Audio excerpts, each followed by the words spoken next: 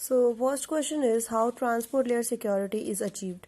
So basically जब भी हम इंटरनेट पे कोई भी डाटा या कुछ शेयर करते हैं, गूगल सर्च करते हैं, so it is interaction between user and web server. तो जैसे यूज़र ने गूगल पे कुछ टाइप किया and then it goes to web server to collect the data. So it is a technique to encrypt the communication between web application and servers. उसके बाद जो TLS was proposed by IETF internet engineering task force in 1989 and 2003 में ये updated version आया था. So need for transport layer system की क्या है कि जो एप्लीकेशन या एंड यूज़र होता है वो ट्रांसपोर्ट लेयर सिक्योरिटी प्रॉक्सी के थ्रू वेब सर्वर से कनेक्ट करता है. सो बीच में so as to secure the data we need some protocols. वो प्रोटोकॉल्स हमारे किस लिए होते हैं, लाइक एंक्रिप्शन में हेल्प करते हैं, ऑथेंटिकेशन के लिए हेल्प करते हैं एंड इंटीग्रिटी के लिए हेल्प करते हैं.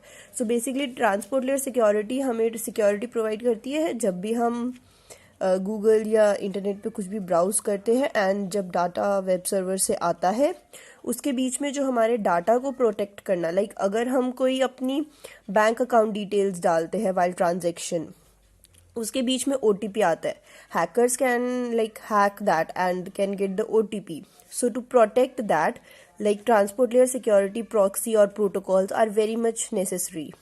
सो इसकी 3 नीड्स क्या है? It is used for encryption, authentication and integrity. And basically ये end user and web server या इंटरनेट के बीच कम्युनिकेशन के लिए हेल्प करता है. सो हमारा नेक्स्ट क्वेश्चन है what is secure electronic transactions.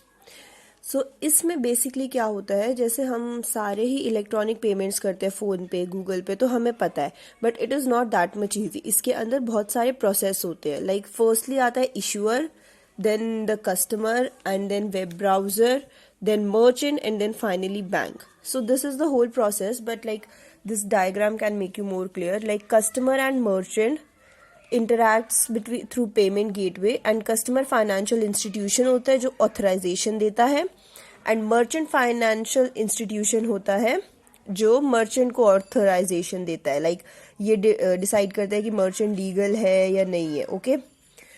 So इसमें स्टार्ट कैसे करते हैं, जो इशूअर या बैंक होता है ये 2 पॉइंट्स होते हैं. Like gives master card to the customer, customer receives, उसके पास अपना डिजिटल सिग्नेचर होता है, पब्लिक की विद एक्सपायरेशन की होती है. एंड इशूअर मर्चेंट को भी देता है, मर्चेंट के पास फिर सर्टिफिकेट आ जाता है कि हाँ वो एक वैलिड मर्चेंट है and he can use the key और like he has the authorization for online payments. And then bank public key होती है एंड देन मर्चेंट पब्लिक की भी होती है इसके पास.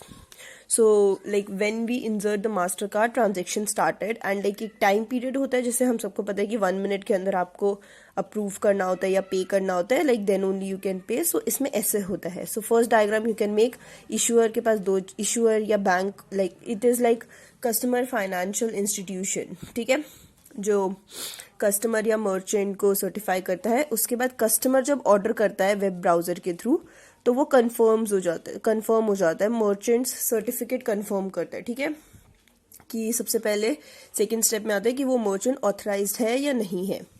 फिर वेब ब्राउजर ऑर्डर या इंफॉर्मेशन को एनक्रिप्ट विद मर्चेंट्स पब्लिक की, वो ऑर्डर को मर्चेंट पब्लिक की से वेरीफाई करता है. And then payment information encrypt with bank public key. Like जो हम पेमेंट करते हैं वो मर्चेंट के पास नहीं जाती, वो बैंक की पब्लिक की के पास जाती है.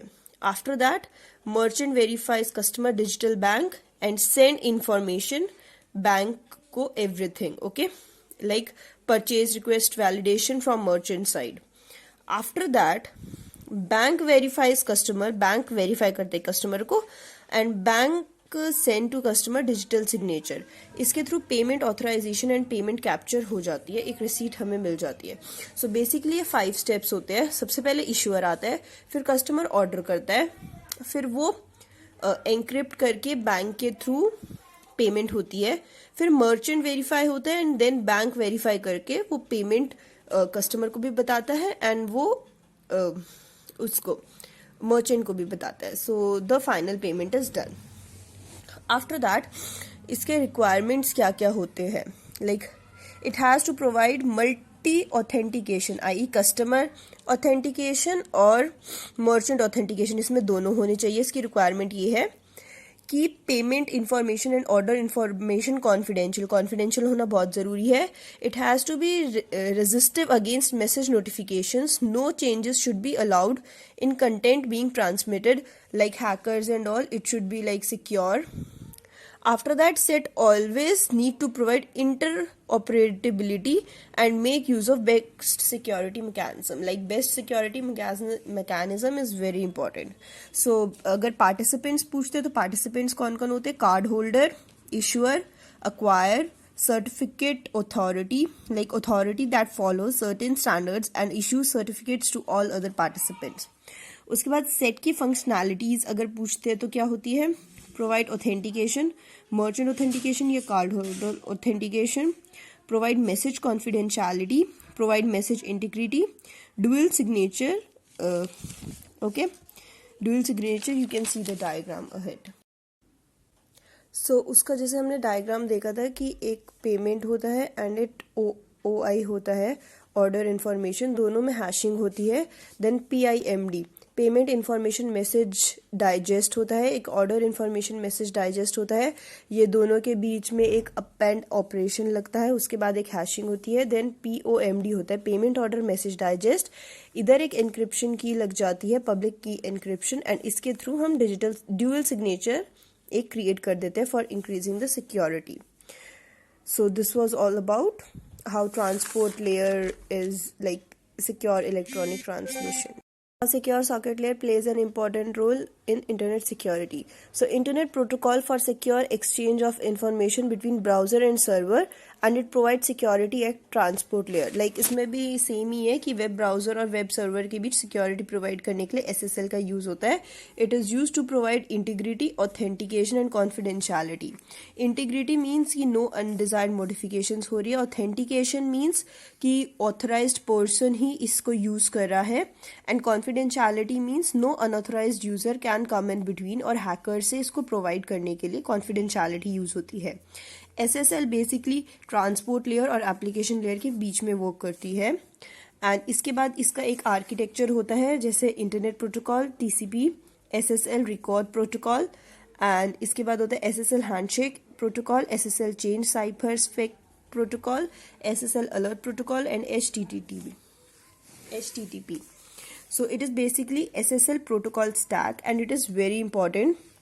So SSL हैंडशेक प्रोटोकॉल में क्या होता है? कनेक्शन स्टेब्लिशमेंट होती है एंड ऑथेंटिकेशन होती है. SSL चेंज साइफर प्रोटोकॉल में होता है लाइक वन मैसेज और one bit has one value. It is like कि उसके स्टेट को चेंज कर देते हैं, causing pending state to current state. SSL होता है कि अलर्ट मैसेज या फिल्टर मैसेज जो प्रोवाइड करते हैं वो SSL अलर्ट प्रोटोकॉल के थ्रू होता है. एंड SSL रिकॉर्ड प्रोटोकॉल होता है कॉन्फिडेंशियलिटी या इंटीग्रिटी को प्रोवाइड करने के लिए. सो बेसिकली हम ये सारे प्रोटोकॉल्स अब थोड़े अच्छे से देखते हैं. SSL हैंडशेक प्रोटोकॉल में होते हैं 3-वे हैंडशेकिंग. लाइक सबसे पहले क्लाइंट सर्वर से क्लाइंट हेलो बोलता है, देन सर्वर उसको सर्वर हेलो बोलता है. उसके बाद हमारा सर्वर सर्टिफिकेट अपना देता है, क्लाइंट सर्टिफिकेट की रिक्वेस्ट भेजता है, देन सर्वर की एक्सचेंज होती है एंड देन सर्वर से हेलो अगेन. उसके बाद हमारा क्लाइंट सर्टिफिकेट वेरीफाई होता है, क्लाइंट की एक्सचेंज होती है, चेंज साइफर स्पेक फिनिश्ड हो जाता है and then change cipher spec server handshake is finished. Okay, so इसमें बेसिकली 3 फेज होते हैं जो फेज 1 में यूज होते हैं, जो चेक होते हैं SSL version ID, cipher suit like crypto algorithm जो यूज हुई है, and in is compression method. उसके बाद आता है SSL प्रोटोकॉल.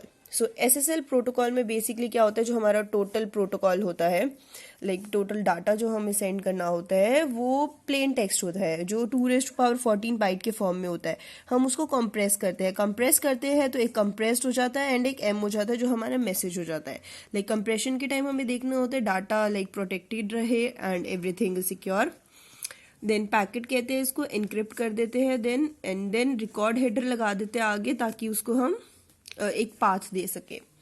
सो बेसिकली यहाँ पे हमारे लाइक हेडर में क्या क्या होता है इस पूरे में जो फाइनल हमारा होता है, content type, major version, minor version, compressed length, plain text और कंप्रेस डाटा, और एक MAC होता है।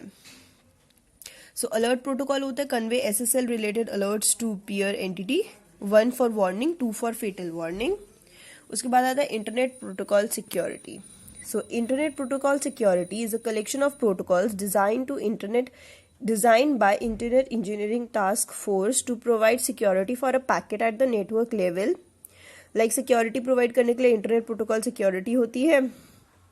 IPsec design to provide security at network layer, network layer पे सिक्योरिटी प्रोवाइड करने के लिए ये होती है। IPsec में 2 मोड्स में ऑपरेट होती है, टनल मोड और transport mode. Transport mode is like जो ट्रांसपोर्ट लेयर पे वर्क करती है, and tunnel mode you can write is end to end encryption के बीच लाइक एक टनल लाइक कीज हो जाती है, तो वो एक टनल की तरह एक्ट करती है। ओके, सो इसका architecture is like we have a AH authentication header, ESP encapsulating security payload, authenticating algorithm, encryption algorithm, and DOI. DOI is domain of information identifiers of approved protocols. Key management होता है manual या automatic, IPsec या internet key exchange protocol. So architect is like authenticator header के पास जाता है and then encapsulating security payload पे authentication algorithm लगा के ये हमारी इंफॉर्मेशन रेडी हो जाती है। इसकी एप्लीकेशंस क्या है? Encrypt application layer data, security for router sending data, authentication to sender, protect network data by setting up circuits using IPsec tunneling in which all data is being sent between two end-to-end is encrypted.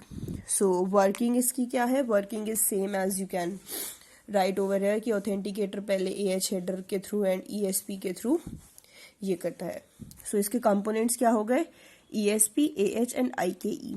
So here आप देख सकते हैं कि IP header AH TCP data, IKE में ये data encryption and authentication कैसे हो रहा है। It is time span based protocol. So it is basically हम जब भी कोई प्रोटोकॉल लिखते हैं तो वो ओवरलैप नहीं होना चाहिए, तो हमारा रीड और राइट का टाइम लाइक फिक्स्ड हो जाता है, लाइक वो रोल बैक हो जाता है अगर एक ही टाइम पे दोनों चीजें होती है। So it determines the order in which instructions are to be executed. The TI/TJ are to be executed. Then the system will decide whether in advance as to which transaction has to be executed first. This is done by associating a time stamp with each transaction. को हर transaction के साथ एक time stamp हम उनको दे देते हैं. So time spanning protocol is a cryptographic protocol for certifying time stamps using X509 certificates and public key infrastructure. The time stamp is a signer's assertion that a piece of electronic data existed at or before a particular time protocol defined as RFC 3161. So इसकी application like basically इसमें ये important है, ये certificates होते हैं and public key infrastructure ये use करता है। इसकी एप्लीकेशन है to show digital signature was issued before a particular time, and इसमें ट्रांसपोर्ट सिक्योरिटी प्रोटोकॉल यूज होता है, like is an example of time stamping. So it ensures that any conflicting read and write operations are executed in time stamp order. Rollback हो जाता है अगर read and write एक साथ होते हैं तो इसका diagram you can say precedence graph for time stamping order, transaction with smaller TS, transaction with layer TS. Okay. उसके बाद हमने एक ये डायग्राम बना सकते हैं like time spend constant encrypt कर दिया private key digital signature and then sender receiver को पहुंच जाता है. उसके बाद वेरीफायर उसको वेरीफाई करता है, डिक्रिप्ट करता है, पब्लिक की TSA होता है and then time spend content is verified and is send to receiver. So this is diagram you can make. This is secure hypertext transfer protocol. It is used like during the transfer of data, like security increase करने के लिए. ये application layer पे present होता है, like जैसे TCP protocol में होता है presentation layer, data link layer, internet layer, transport layer, SSL layer, and then application layer के अंदर आता है SHTTP. So it is a set of security mechanism defined for protecting internet traffic. It is an application level protocol that extends the HTTP protocol by adding encryption to web pages. It provides mechanisms for authentication and digital signature of messages. Authentication and digital signature के लिए use होता है. For encrypting HTTP traffic को encrypt करने के लिए single message encryption use होती है SHTT पे और TTP पे, एंड SSL में होता है connection between client and server encryption, so उसमें सिंगल नहीं होता, सो ये बेसिकली डिफरेंस है. Other than that, you can make the diagram like AL, ILI and AP this, and here you can see this. So this was basically SHTTP. Electronic money जैसे हम सबको पता है कि आजकल हम गूगल पे फोन पे यूज करते हैं, so that is basically electronic money. So electronic money is the electronic medium for making payment, includes credit card, debit cards and smart cards, electronic fund transfer and automatic clearance house system. It is a collective team used for financial cryptography and technology enabling it. So इसके benefits क्या है? Fast and more efficient transactions, loyalty and frequent use of plans, less need to carry currency, and automatic personal financial record keeping, possible financial anonymity, security from theft, access to e-commerce हम easily use कर सकते हैं, more personalized banking services, and e-money helps in improving your business and expand it. Disadvantages क्या हो सकती है? Fraud, failure of technology हो सकती है, possible tracking of individual like loss of human interaction, cost of installing increase हो जाता है, like modes, बहुत सारे modes हो जाते हैं, बहुत सारे banks हो जाते हैं, it is difficult to decide. Risk ज़्यादा हो जाता है, losing cards, and concern about privacy and of identity is also increased. So basically E money में हम दो चीज़ें यूज़ करते हैं, ई मनी इंस्टीट्यूशंस आते हैं एंड ई हाइब्रिड इशूअर्स आते हैं. सो ई मनी इंस्टीट्यूशंस होता है a legal person who has been granted authorisation to issue electronic money, and hybrid issuers होते हैं service providers who issue e money as a accessory activity to their core business. Like जो हमें service provide करते हैं जैसे Amazon वगैरह, वो hybrid issuers के थ्रू आएंगे. सो यूजिंग ई मनी का ये डायग्राम आप बना सकते हैं. Issuer, merchant bank, merchant, customer.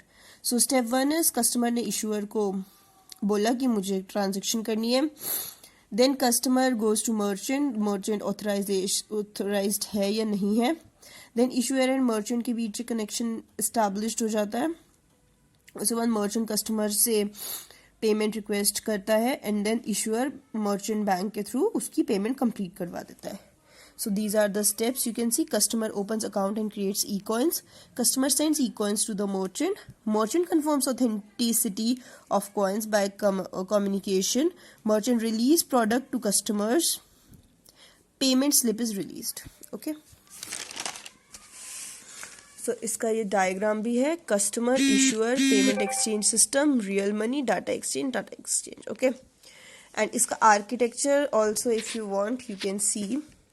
System application, loyalty, e wallet, OTP, payment OTP, modules, money in cloud, bank account, client operations, web browser, NFC. I think these all you can explain. Okay, so email security PGP, इसको pretty good privacy भी बोलते हैं. It was invented by Phil Zimmermann in 1991. It is like a network security concept which provides email security provide करता है. Encryption program है जो provides करता है cryptographic privacy and authentication with integrity for data communication. So PGP is used for signing, encryption, decryption, test, email, file directories and to increase the security of email communication. Okay, so important points क्या है कि इसमें hashing use होती है, data compression use होता है, symmetric की cryptography होती है और सिमेट्रिक क्रिप्टोग्राफी होती है टू इंक्रीज द सिक्योरिटी. और ईच स्टेप पे हम सेवरल सपोर्टेड एल्गोरिथम्स यूज करते हैं जैसे RSA, IDEA, SHA एक्सेट्रा. दो टाइप की सर्विसेज देता है ये, authentication, confidentiality, also integrity you can add. So compression done with zip algorithm, this is you can write. Okay, PGP provides email compatibility using radix 64 encoding scheme. So radix 64 encoding scheme क्या है ये हम अभी देखेंगे. So email सबसे पहले हमने भेजा वो एक हैश कोड में कन्वर्ट होता है through SHA, then DSS, DSA या RSA के थ्रू वो डिजिटल सिग्नेचर क्रिएट करता है सिंगल की के साथ, फिर वो जिप कोड में जाता है, देन कंप्रेशन होती है, देन इंक्रिप्शन होती है, उसके बाद एक सिंगल की भी उसमें ऐड हो जाती है during encryption to increase the security, then वो कॉन्कैटिनेट होते हैं पब्लिक की के साथ. ठीक है, इसमें लाइक ड्यूअल इंक्रिप्शन होके to increase security of digital signature and then it is send to receiver. So ये जो हमने अभी देखा ये एक बेसिक प्रोसेस है. ओके, सो अब what is Radix 64 and like what is email security. So इन दोनों को करने के लिए हम आगे की चीजें देखते हैं।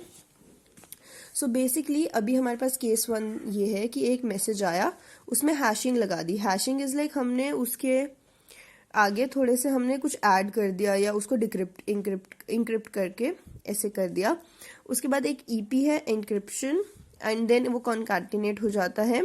लाइक यूजर ए ने इसको इंक्रिप्ट किया, उसके बाद इसमें कंप्रेशन हो जाएगा जिप फाइल के थ्रू।